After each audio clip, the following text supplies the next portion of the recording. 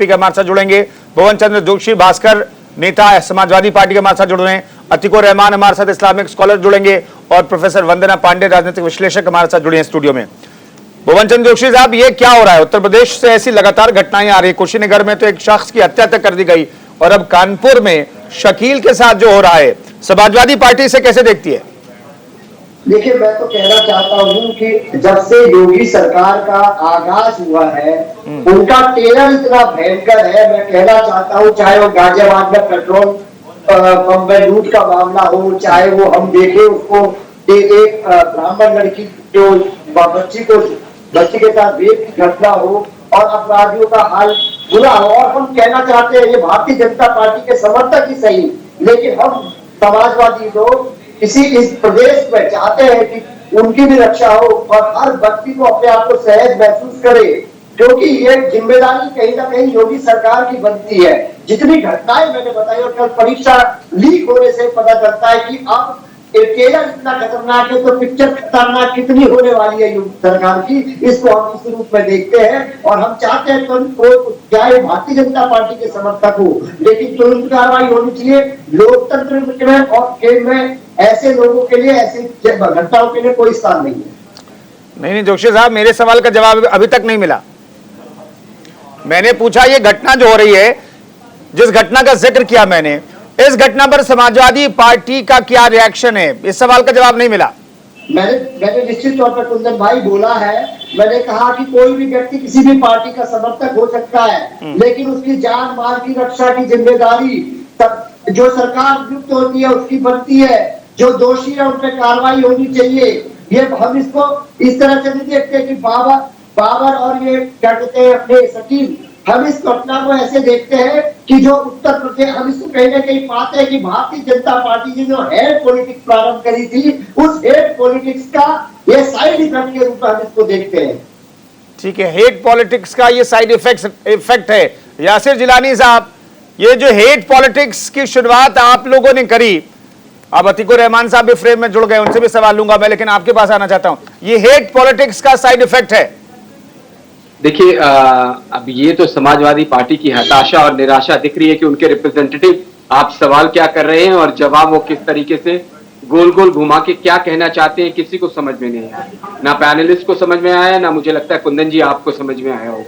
ये बौखलाहट उन लोगों की है जिन लोगों ने ये सोचा था कि सिर्फ जो भारतीय जनता पार्टी में कोई भी अगर मुसलमान जाता था, जब हम लोगों ने भी अपनी भारतीय जनता पार्टी में शुरुआत करी थी, मुझे याद है 2007-8 की बात, उस वक्त से लेके 2014 तक जिस तरीके से हमने अपने आप को खड़ा करने में, और हमारे जैसे लाखों लाख जो मुस्लिम कार्यकर्ता इस वक्त भारतीय जनता पार्टी से जुड़े हुए हैं, उनको ये परेशानी आई, उनको ये संगठित होके और संकुचित मानसिकता से, घृणित मानसिकता से ये टारगेट किया करते थे पहले भी। अब इनकी दाल इसलिए नहीं गल रही है, तो अब ये टारगेट करते हैं, ऐसे लोगों को टारगेट करते हैं जो थोड़े कमजोर टाइप के, लेकिन ये भूल जाते हैं कि उनके साथ 10 करोड़ से ज्यादा बड़ी वाली जो संगठन है भारतीय जनता पार्टी, हर एक कार्यकर्ता के साथ खड़ी है। और कोई भी एक भी भारतीय जनता पार्टी के कार्यकर्ता के ऊपर बुरी नजर उठा के देखेगा तो कानून उसको बख्शने नहीं जा रहा है। और खास करके बाबा जी को सब जानते हैं, उत्तर प्रदेश में अभी बाबर जिसकी हत्या हुई है, उस हत्या में जितने लोग नामजद थे सबकी गिरफ्तारी हो चुकी है, और जो लोग गिरफ्तार नहीं हुए हैं आने वाले वक्त में उनकी गिरफ्तारी होगी। तो इस बात को विपक्ष के लोगों को समझना चाहिए कि अब मुस्लिम वर्ग, मुस्लिम वर्ग जिसको ये तुष्टीकरण की पराकाष्ठा मान के अपना वोट बैंक समझ रहे थे, अब वहां पे बहुत भारी तरीके से सेंध लग चुकी है। वहां लोगों को, नौजवान मुसलमानों को ये समझ में आने लगा कि जो सबका साथ, विकास, विश्वास और प्रयास की जो बात पार्टी करती है, उनके साथ खड़े होने में उनके भविष्य की बेहतरी दिखाई देती है, उनके आने वाले मुस्तकबिल की बेहतरी दिखाई दे रही है। उन्हें मालूम है कि अगर कोई भी योजना जो सेंट्रल में बनाई जाती है और जमीन पे उसको क्रियान्वित की जाती है, तो उस योजना के तहत किसी के साथ किसी तरह का भेदभाव नहीं किया जाता है, सबको एक साथ देखा जाता है।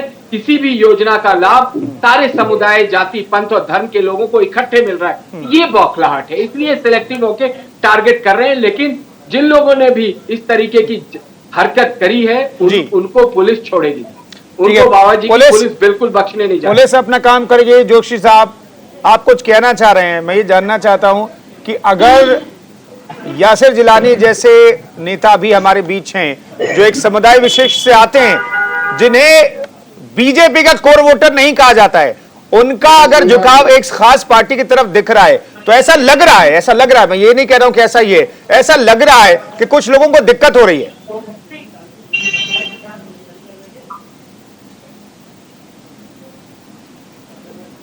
जोशी साहब,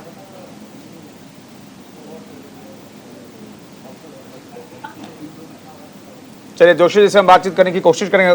प्रोफेसर वंदना, हमें बताइए कि इस तरह की सियासत क्यों देखने को मिल रही है? क्या जो कोर वोटर, जो सवाल मैंने जोशी साहब से पूछा था, जो कोर वोटर विपक्ष कहा जाता है, बीजेपी का कम से कम नहीं कहा जाता है, वो अगर वोटर्स अगर दूसरे पक्ष यानी बीजेपी की तरफ जाता हुआ दिख रहा है, तो ये गुस्सा है, झुंझलाहट है? निश्चित रूप से देखिए, आप जो बात कह रहे हैं उसमें बहुत कुछ चीज़ों का स्पष्टीकरण स्वतः ही हो जा रहा है कि एक नैरेटिव सा सेट तो था कि भाजपा के साथ एक विशेष समुदाय नहीं है, मुस्लिम वोटर नहीं है, लेकिन अब कुछ एक वर्षों में ये तब्दीलियां आई हैं। वोटर ने अपने आप को एक स्वतंत्र फ्रेम में डाला है कि हमारा निर्णय है। अधिकतर और विशेष करके मुस्लिम समुदाय में भी बहुत सारे वोटर आए हैं, युवा भी आए हैं और लोग भी आए हैं। तो ये इस तरह का जो एक कहते हैं कि वोटर शिफ्ट हुआ है, हो रहा है, बहुत स्लो है अभी ये स्पीड, अभी ये इतनी स्पीड नहीं है कि इसको हम कोई बहुत बड़ा रिवॉल्यूशन मान ले, लेकिन शिफ्ट हुआ है। युवा जो है, जो कि कहा जाता था कि, और अभी इस चुनाव में भी चल रहा था कि मुस्लिम वोटर तो भाजपा को वोट ही नहीं देगा, लेकिन अगर कोई लोग निकल के आ रहे हैं, और ये लोकतंत्र है, लोकतंत्र की अपना एक सौंदर्य पक्ष है, उसका एक एस्थेटिक एस्पेक्ट है। उस एस्पेक्ट में अब तो खास करके स्वतंत्रता के इतने वर्ष बाद भी, हालांकि भारत में चुनाव जो है हमेशा जाति, धर्म, संप्रदाय, क्षेत्र में बट के होता है, ये भी बड़ी स्वाभाविक सी प्रवृत्ति जो है उत्पन्न हो गई है भारतीय जनतंत्र में या भारतीय राजनीतिक व्यवस्था में चुनाव की। लेकिन फिर भी ये तो अब इतने वर्षों बाद यह बात तो स्पष्ट होनी चाहिए कि अगर लोकतंत्र में कोई मतदाता किसी भी दल की तरह अपना रुझान रखता है या उसको समर्थन करता है या उसको वोट करता है, वोट तो बहुत गुप्त चीज है लेकिन आजकल यह भी स्पष्ट हो जाता है, तो जब वो समर्थन में सामने आता है तो नाराजगी होना एक समुदाय में ये भी एक बहुत कहते हैं कि दुष्प्रवृत्ति है, लेकिन ये है तो ये होती है। लेकिन आप उसको धमकियां दें, उसको कहे कि हम आपकी आंखें फोड़ देंगे, इस तरह की कई घटनाएं हुई हैं, आप सभी लोगों को पता है। अभी जो है कुशीनगर में हुआ, बरेली में हुआ, इंदौर में हुआ, इस तरह के कुछ कट्टर प्रतिक्रियावादी लोग हैं जो कि उनके मनोबल को तोड़ने का प्रयास करते हैं।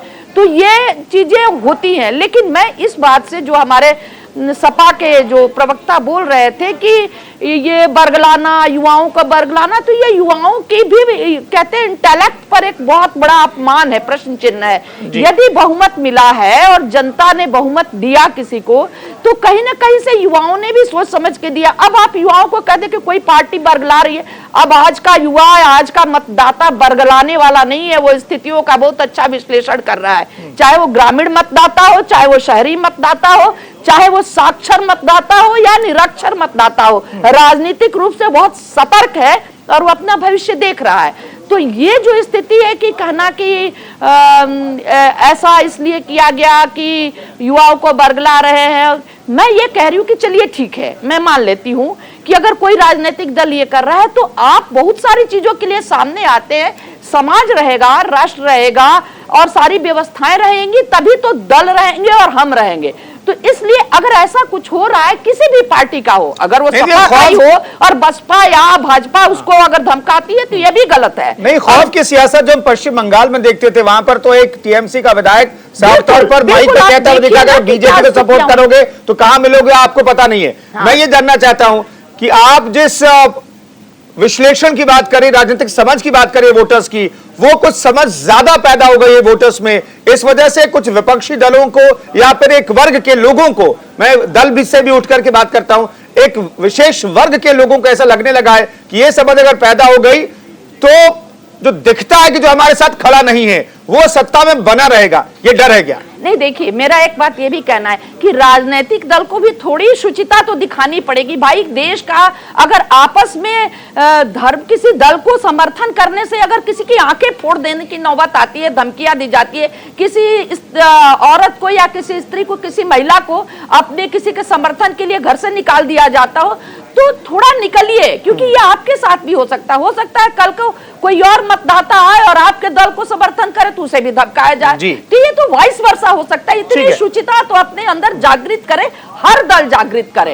ये वाइस वर्सा होने वाला है आने वाले दिनों में। तो समाज में संघर्ष बढ़े, इससे बेहतर है समाज रहेगा तभी चुनाव होगा, तभी राष्ट्र रहेगा, तभी राजनीतिक व्यवस्थाएं भी चलेंगी। ठीक है, आजादी से लोगों को फैसले लेने दीजिए। अगर वो बीजेपी का सपोर्टर है तो आप उसे बीजेपी का सपोर्टर रहिए, उसकी जान मत ले लीजिए, उससे आंखें फोड़ने की धमकी मत दीजिए, उसकी जान लेने की धमकी मत लीजिए। अतीकुर रहमान साहब, हम लगता है 4 दिनों में दोबारा इसी विषय पर चर्चा कर रहे हैं। पहले हमने बाबर की हत्या पर चर्चा की और अब कानपुर का मामला है, शकील की हत्या की धमकी पर चर्चा कर रहे हैं। आखिर यह स्थिति क्यों बन रही है? कुंदन जी, अगर बीजेपी विक्टिम कार्ड प्ले करना चाहती है तो उनको समझना चाहिए कि ये घृणा फैलाने का काम शुरू किसने किया। बीजेपी ने देश को नारा देने की कोशिश की कांग्रेस मुक्त भारत की। कांग्रेस मुक्त भारत जो बीजेपी चाहती है, ये उसी का हिस्सा है कि आज ये घृणा फैलाने का काम जो उन्होंने किया है, ये देश के कोने कोने में पहुंचकर नफरत में बदल रहा है, जहर में बदल रहा है। शुरुआत इन्होंने की, अब इन्हीं की जिम्मेदारी बनती है कि अगर ये चाहते हैं कि ये घृणा ना फैले तो इसको रोक सकते हैं। ऐसे कुछ कार्य करें जिस तरह से वाजपेयी जी के वक्त में, मिसिस गांधी के वक्त में कार्य किए जाते थे। मिसिस गांधी जब कभी कोई फॉरेन डेलीगेशन जाता था तो उसमें वाजपेयी जी को उसका मुख्य अध्यक्ष बनाया करती थी। ऑपोजिशन को साथ में लेके चलना, देश की तरक्की में, कानून बनाने में, लेजिस्लेशन के अंदर, जब ऑपोजिशन को आप ये कहेंगे कि हम कांग्रेस मुक्त भारत चाहते हैं, जब जवाहरलाल नेहरू को सरेआम आप उनको बदनाम करने की कोशिश करेंगे। नहीं सर, ये नफरत की राजनीति यहाँ का इस संदर्भ का क्या मतलब है? नहीं, यहाँ पर कोई इसका अतीकुर रहमान साहब, ये ठीक है, ये आप एक स्वस्थ राजनीति की आप बात कर सकते हैं, लेकिन यहां पर जो शकील को जान से मारने की धमकी मिल रही है सिर्फ इसलिए क्योंकि वो बीजेपी का झंडा अपने घर पर लगा रहा है, इसका और इस पूरे मामले में क्या कनेक्शन है? कुंदन जी, जोशी जी, मैं आ रहा हूं। इसको अगर उल्टा करके देखिए कुंदन जी, आप इसको उल्टा करके देखिए। अगर यही काम किसी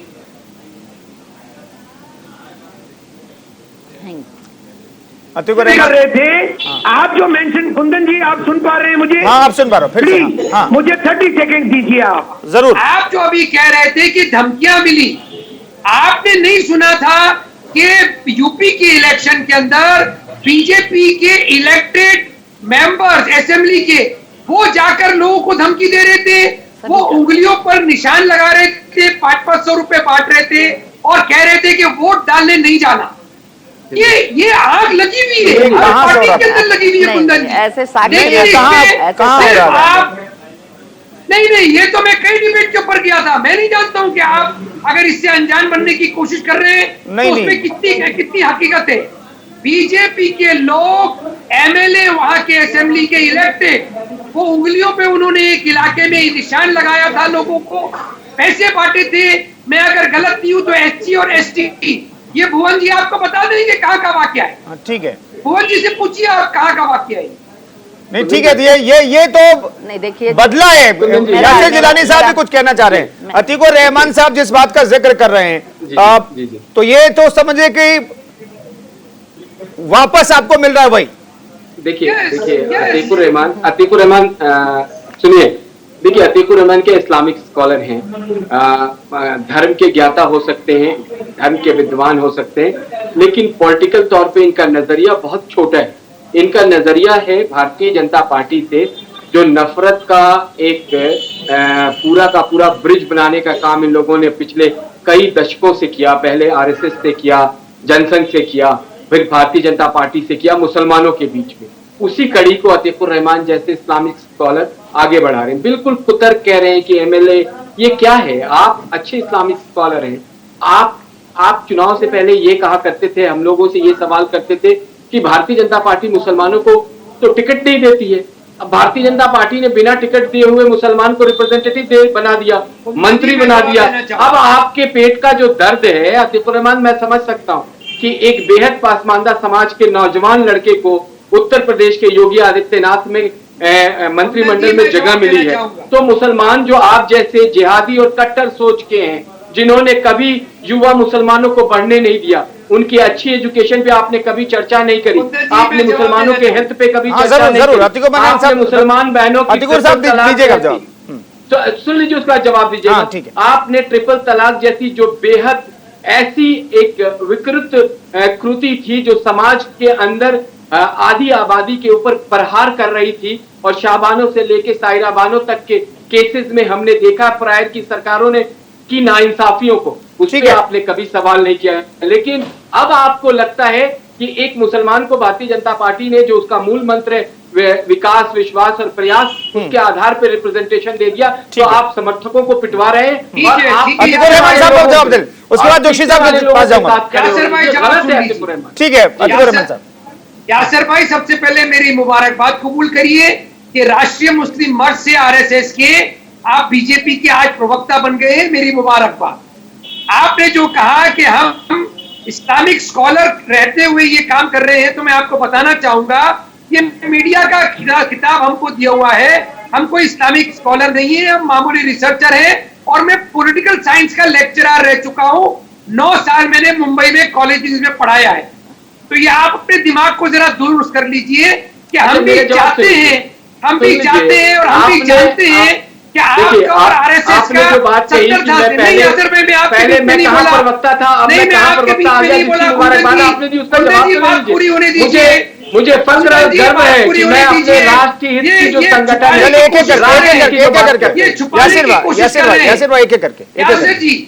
यासिर जी 70 साल से आपने जो जहर घोला, आरएसएस ने जो जहर घोला, आपने जो एक एक्सक्लूसिव नीति और पॉलिटिक्स खेलने की मुल्क के अंदर कोशिश की, अतीकुर रहमान साहब कांग्रेस के जमाने में जवाब लीजिएगा। कांग्रेस ने बहुत गलतियां की। अतीकुर रहमान साहब सुनिए, अतीकुर रहमान साहब सुनिए, अतीकुर रहमान साहब चला रहे हो, अतीकुर रहमान साहब मुझे सुन लीजिए ना। मैं मानता हूँ आपने सब्र किया, अतीकुर रहमान साहब, लेकिन आज अतीकुर रहमान साहब, सेंचुरी का युवा चाहे हिंदू हो या मुसलमान हो, अतीकुर रहमान इस साहब, तरह से वंदना जी ने कहा वो आपके छलावे में आने वाला नहीं। अतीकुर रहमान साहब सुनिए ना, मैं ये जानना चाहता हूं कानपुर का शकील और कुशीनगर का बाबर, अगर इन लोगों को जिस जहर की बात आप कर रहे हैं, जिस जहर को आप परख रहे हैं, वो जहर इन लोगों के लिए जहर था ही नहीं, वो जहर इन लोगों के लिए जहर था नहीं।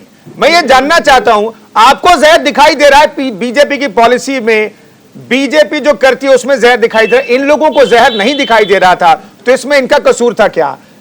आखिरकार बाबर को आपने मार दिया, तो आप उसके पीछे की मानसिकता को एंडोर्स नहीं कर सकते। आप उसके पीछे की मानसिकता को किसी भी दलील, कोई भी दलील दे करके आप उसे नहीं ठहरा सकते सही, और आप उसे ठहराने की कोशिश कर रहे हैं। कुंदन जी, फिर से आप लौट फेर कर एक ही बात कर रहे हैं कि मैंने उस वक्त में कोई समर्थन दिया था वायलेंस का, और मैं आज समर्थन दे रहा हूं, लेकिन घूम फिर कर, क्योंकि आपको मुसलमानों को एक कटघरे में खड़ा करके बीजेपी का प्रोपेगेंडा चलाना है। नहीं, ऐसा कुछ नहीं करना। अतीकुर रहमान साहब ऐसा कुछ नहीं करना।